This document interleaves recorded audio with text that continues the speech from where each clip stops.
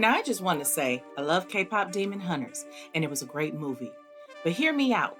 I think it would have been an even better series. What's good, KDrama Krew? It's your girl, KC Michele, back with another episode of What Did I Just Watch?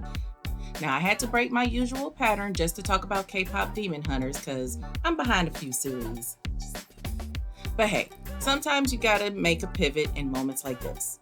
Now, whether you're into anime, K-dramas, or Pixar-style animation, K-Pop Demon Hunters is everywhere. Even people who don't usually watch that kind of stuff have at least heard of it. But here's the thing. I'm gonna go out on a limb and say that this movie would have made an even better series. Am I wrong? Now, before you answer that, here's what I'm thinking for the K-Pop Demon Hunters series breakdown. Comes straight from the first part of the movie up to diving into Rumi's demon revelation. And that moment when she's frustrated with her voice and possibly not being able to fix the Hanmoon, it's a perfect cliffhanger. Imagine flashbacks to Rumi's mom, how she fell for a demon, and how Celine found out her secret. This could make for an emotional deep dive.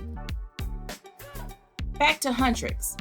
Let's add a little razzle-dazzle with times Rumi almost gets caught with her patterns, and use these opportunities to get to know Mira and Zoe's backstories and how the group came together.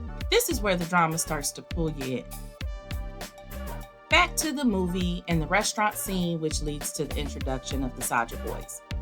Let's expand it with some background on each of the Saja Boys and their demon connections, minus Jinu, of course, as they prepare for their concert debut.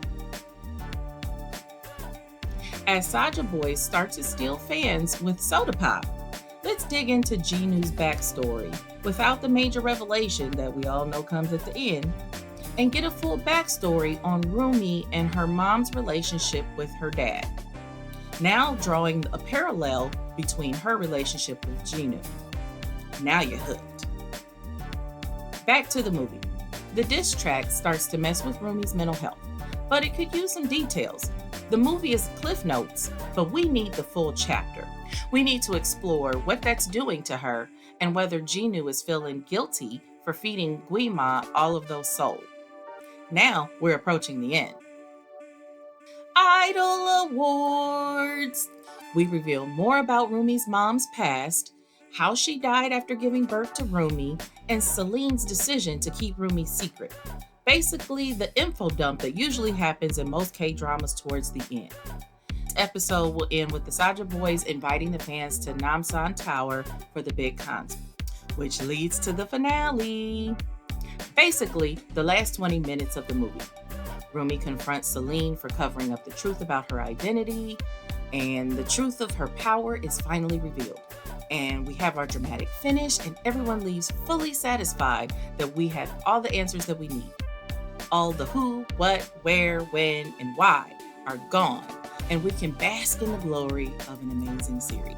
And let's pay homage to those classic K-drama moments. That business proposal OST drop and Jinu's arm grab. These were perfect Easter eggs for K-drama fans. Also, fans know that An Hyo-seok voiced Jinu. But did y'all pick up on who voiced Guima? So what do you think? Am I overthinking this, or would you agree that a series would have been fire? Drop your comments down below, and as always, if you want to see more content like this, you know what you gotta do.